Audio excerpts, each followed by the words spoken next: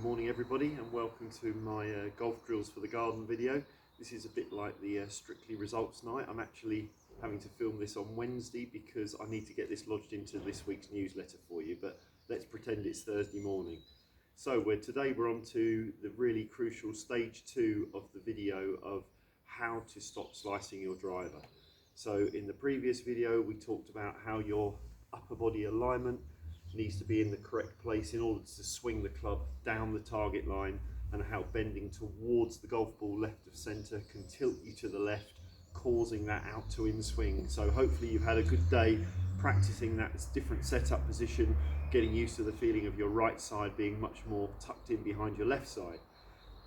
So today we're going to look at what I really believe is the engine to the golf swing, and that is the left hand grip, and how that left hand can help square the club head up into the ball, stop the face being left open, and really encourage that right to left draw that some of you would love to see with a driver. So one of the biggest errors I see is that when people talk about how the left hand grip can affect the club face, all they talk about is how many knuckles you can see, whether you can see one knuckle being a weaker grip or 3 or 4 knuckles being a stronger grip. However, this here appears to be a 4 knuckle grip, but it's actually very weak because the club is very high into the palm of the hand. So the big key secret is whereabouts does the club lay in your hand. One of the ways I can tell that people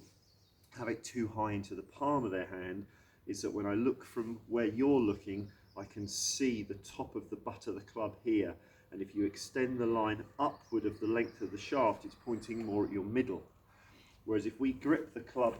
lower down into our fingers, so it runs diagonally from our middle of our fingers up to the sort of pad of the little finger there,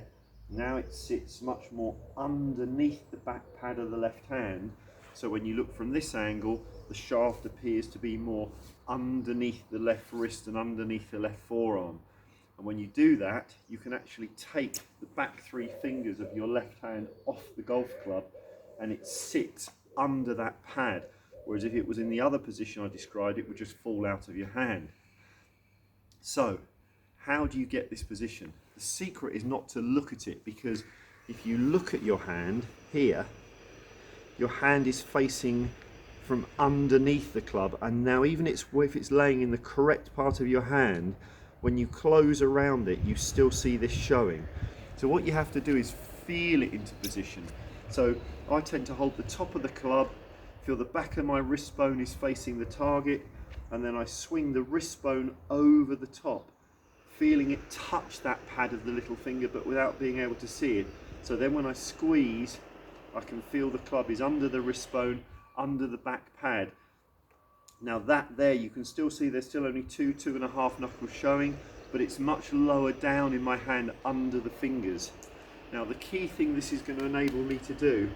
is to really allow the hand to rotate, but I don't need to try and turn it over, because if I do, it gives a weaker position here. All I need to do is to pull this hand down and the club naturally turns over. So it rotates underneath these 2 pivot points, the back heel here and under the middle knuckle of the left thumb. So it's almost like if I was playing tennis left-handed, this would be a backhand shot, and now when I back of the hand and the club face are facing out to the side, but when I pull them down hard, they naturally turn over to release that club over. And you can see I'm not trying to turn it, I'm simply pulling this down, and the correct position of the club in that hand turns it over on the way through. Okay, so one of the other things that you can do to gain feel with this and get used to it is if you take a shorter iron where the club head tends to feel a bit heavier in your hand, you could actually, because when you get it correct under the back pad, the club head will feel much heavier in the back 3 fingers of your left hand. So then you can even close your eyes, tinker around, and you can actually start to feel when the toe of the club is facing off to the left, when it's facing off to the right, and when it's up at the sky, because you get a feeling of the weight of the club head in those back 3 fingers of your left hand when it's under the pad, and you can feel it then start to turn over as you pull it down. Once you've been tinkering around with it for a few minutes like that, if you then put it back up high into the palm, as you used to, it will feel very dead and wooden, and you won't feel like you can get that whip of the, or release of the club head. So the more you do this, the club head will feel much heavier in your left hand, in those back 3 fingers, and you'll start to feel you're working these forearm muscles harder, because you need a little bit of firmness under the back pad and under the thumb, so the club can pivot underneath those 2 points.